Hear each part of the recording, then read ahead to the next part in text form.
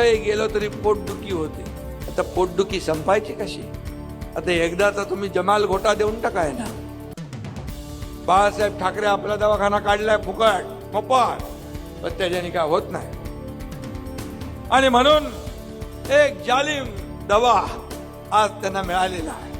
म्हणून असली नकली, असली नकली, असली नकली करत होते. आज असली कोण नकली कोण लोकांनी दाखवलेला आहे. असली कोण आणि नकली कोण?